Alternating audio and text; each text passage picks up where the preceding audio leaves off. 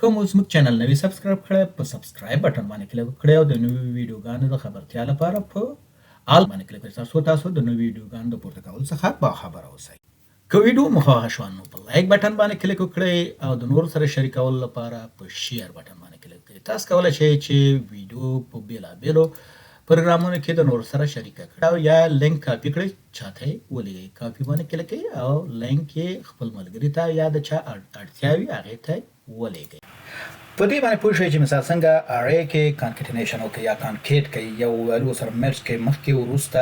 مثال هر ځای کې چې مثال د ورټیکل لاین په واسطه باندې یا پایپ په واسطه دوه پایپ په واسطه اوس راځم د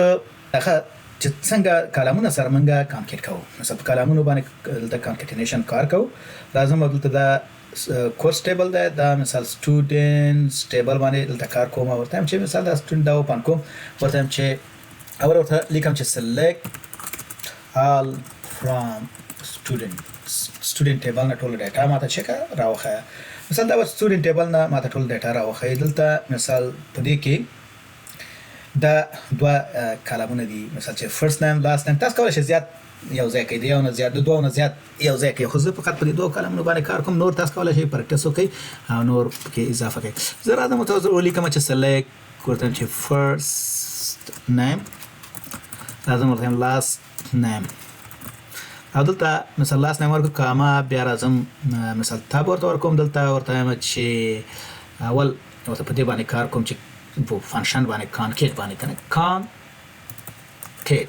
کانکیټ ان لري کانکیټ مثلا کانکیټ فنکشن دا ورته چې فرست نیم کاما ورته چې سنگل کوټیشن مینس کې سپیس ورکوم چې دواړو په مینس کې سپیس وکړم سپیس ورنکم ګوره دا په دې شکل راځي. لاست نیم دلته اوس راځم او دته یو نوم ورکوم ورته چې از مثال فول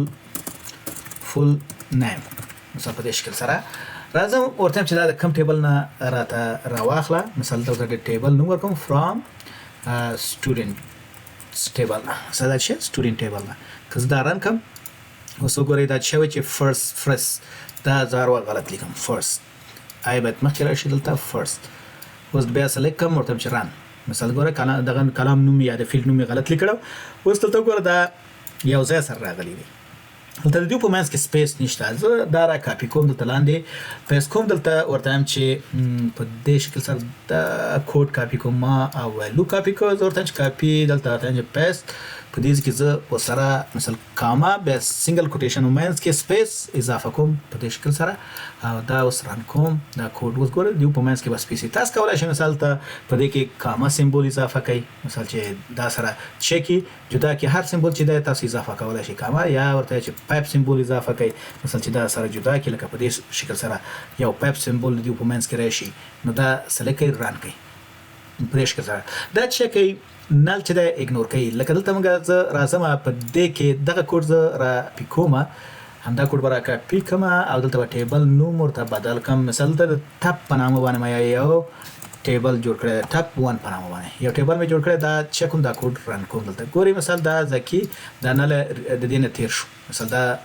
دغه ورټیکل دغه لری کم او سپیس په ورکم ورته مثلا ګوري په دې شکل سره دا دینه تیر شو مثلا په دې شکل که زه اوس راشم دلته مثال د دې دا فنکشن مثال په دې فنکشن موږ کار وکړو چې کانکیټ اوس یو بل فنکشن دا چې WS په نامه باندې کانکیټ WS د دې لپاره تاسو چک کوئ دا کوم سپریټر چې تاسو ورکوي په اول کې به ورکوي مثال ورته چې سپیس مثال کولای شئ د دې په منځ کې ما سپیس ورکړ تاسو بل کریکټر یو شی ورته ورکړئ چې مثال داش یو هر شی ورکړئ لکه دا په دې شکل سره ان هم دا کوډ زرا کاپی کوم راځم په دې بل کې د کې امپلیمنٹ کوم نو دا چکم پیس کوم پیس مې کو دلته ران کوم دا مې چې ران کو دلته دا سټوډنټ ټیبل نشه ټاب 1 په نامه ټیبل دی دا څه کوم ران کوم په دې ډیټابیس کې دا ګوره ټاب 1 په نامه باندې دا ټیبل شو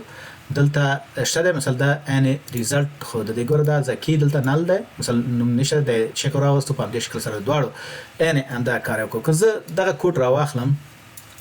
کاپی کما او مثال د دې کوډ پسې دلته واچوم فرست کم د دې کې به یو اضافه کوم چې نوم مثال کنفلیکټ ونه کی رن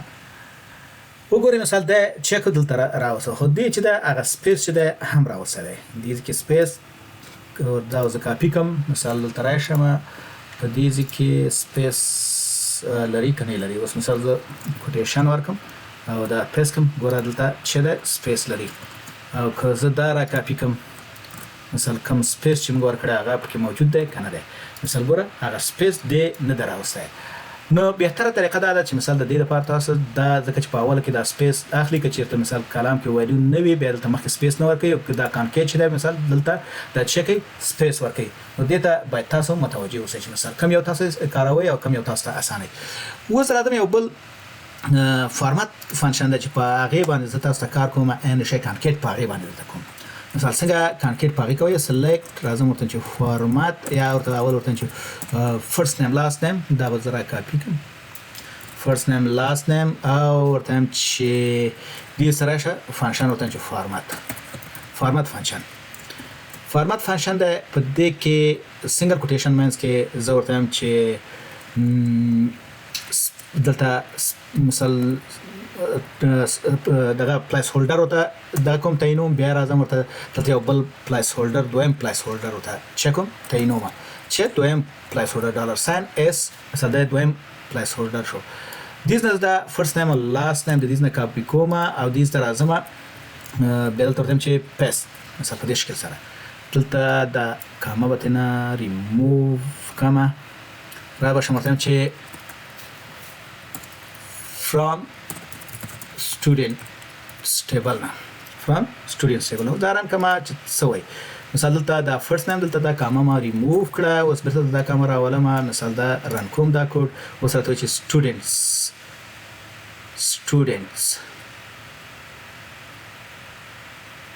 students does not exist. زه به دا راولم دا به کاپي کړم دلته مثال دا نوم ما چې کړی غلط کړی دی.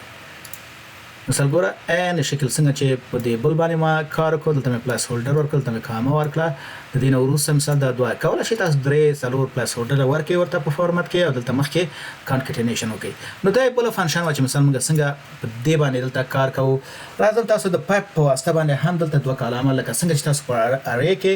کلامونه سره مرج کړه، دا هم سره مرج کړه، په دلته په پایپ کې هم کولی شئ چې چې مرج کړئ.